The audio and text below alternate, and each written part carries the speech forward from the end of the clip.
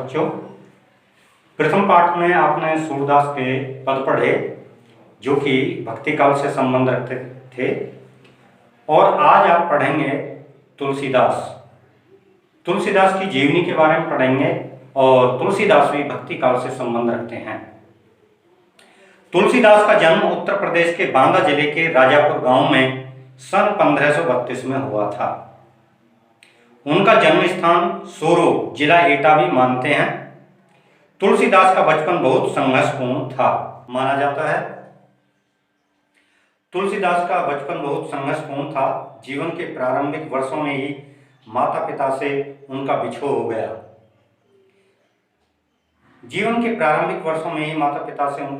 गया। कहा जाता है कि गुरु कृपा से उन्हें राम भक्ति का मार्ग मिला। वे मानव मूल्यों के उपासक कवि थे। मानव मूल्यों के उपासक कवि।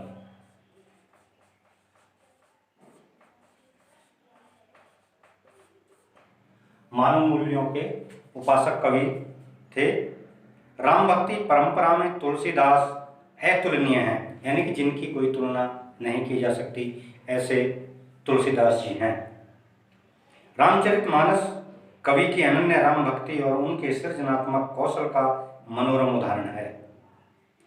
उनके राम मानवीय मर्यादाओं और आदर्शों के प्रतीक हैं, जिनके माध्यम से तुलसी ने नीति, स्नेह, शील, विनय, त्याग जैसे उदार आदर्शों को प्रतिष्ठित किया। रामचरितमानस उत्तरी भारत की जनता के बीच बहुत लोकप्रिय है। अगर उत्तर भारत की बात करें तो रामचरितमानस हिंदुओं का एक पवित्र ग्रंथ है, जिसमें राम के उच्च आदर्शों का बखूबी वर्णन तुलसीदास जी के द्वारा किया गया है। मानव के अलावा कवितावली, गीतावली, दोहावली, कृष्ण गीतावली, विनय पत्रिका आदि उनकी प्रमुख रचनाएं हैं। ये जो भी नाम आए हैं ये उनकी प्रमुख रचनाओं में हैं। अवधी और ब्रज दोनों भाषाओं पर उनका समान अधिकार था। अवधी और ब्रज दोनों ही भाषाओं पर उनका संपूर्ण अधिकार था। दोनों ही भाषाओं में उनकी अपनी रचनाएं हैं।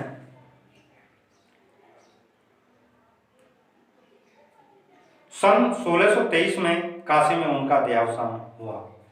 सन 1623 में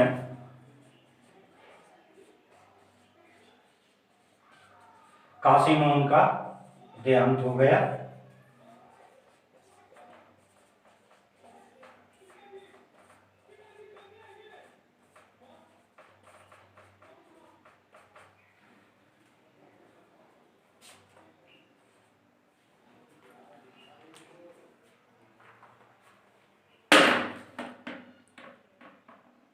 तुलसीदास ने रामचरितमानस की रचना अवधी में और विनय पत्रिका तथा कवितावली की रचना ब्रज भाषा में की। उस समय प्रचलित सभी काव्य रूपों को तुलसी की रचनाओं में देखा जा सकता है। रामचरितमानस का मुख्य छंद चौपाई है तथा बीच बीच में दोहे, सोरठे, हरिगीत का तथा अन्य छंद पिरोए गए हैं। अगर आप रामचरितमानस को पढ़ेंगे तो उसमें आपको चौपाइयों के अलावा बीच बीच में दोहों का भी प्रयोग तुलसीदास जी ने बखूबी किया है।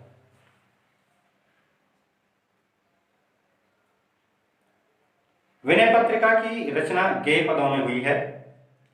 कवितावली में सवैया और कवित छंद की छटा देखी जा सकती है। उनकी रचनाओं में प्रबंध और मुक्तक दोनों प्रकार के काव्यों का उत्कृष्ट रूप है।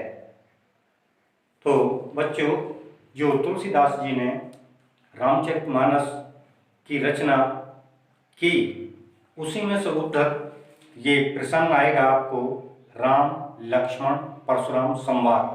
ये जो विषय है ये उस समय से लिया गया है जब राम और सीता का विवाह होता है, और उस समय विश्वामित्र जी के साथ राम और लक्ष्मण जी जाते हैं। धनुष को रामचंद्र जी पकड़ते हैं और पकड़ते ही वो धनुष टूट जाता है। इस पर जो है परशुराम जी क्रोधित होते हैं लक्ष्मण जी उनको किस प्रकार जवाब देते हैं और रामचंद्र जी किस प्रकार दोनों के बीच में संवाद स्थापित करते हैं, यही ब्यौरा आपको राम लक्ष्मण परशुराम संवाद जो तुलसीदास द्वारा कृत लेख हैं उसमें आपको मिलेगा। आज हमने आपको तुलसीदास की जीवन परिचय के बारे में बताया। अगले व्याख्यान में बात करेंगे राम लक्ष्मण परशुराम संवाद की। धन्यवाद, नमस्कार।